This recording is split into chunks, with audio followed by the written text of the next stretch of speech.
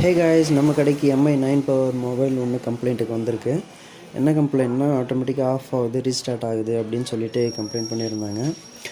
Sometimes YouTube பார்க்கும்போது, Instagram use பண்ணும்போது of ஆகுது, கால் ரிசீவ் ஆகும்போதும் கால் பண்ணும்போதும் ஆஃப் ஆகுது அப்படின்னு சொல்லி கம்ப்ளைண்ட் பண்ணியிருந்தாங்க. இது எதனால் நடக்குதுன்னா, இதுக்கு 3 காரணம் இருக்குது.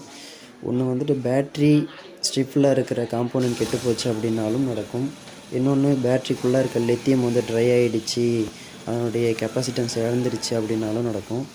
3வது பார்த்தீங்கன்னாக்கா,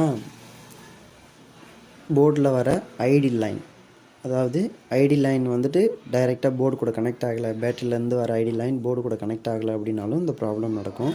இந்த மொபைலில் பேட்ரி ஸ்ட்ரிப்பில் இருக்க காம்போனன்ட் தான் கெட்டு போயிடுச்சு. பேட்ரி ஸ்ட்ரிப்பில் இருக்க காம்போனன்ட் நம்ம ஒன்ஸ் ரிப்ளேஸ் பண்ணதுக்கப்புறம் சூப்பராகவே ஒர்க் ஆகுது. யூடியூப், இன்ஸ்டாகிராம், கால் எல்லாம் பண்ணும்போதும் நல்லாவே ஒர்க் ஆகுது, மொபைல் ஆஃப் ஆகலை. இது போல் உங்களுடைய மொபைலை பெஸ்ட்டாக சர்வீஸ் பண்ணி கொடுக்க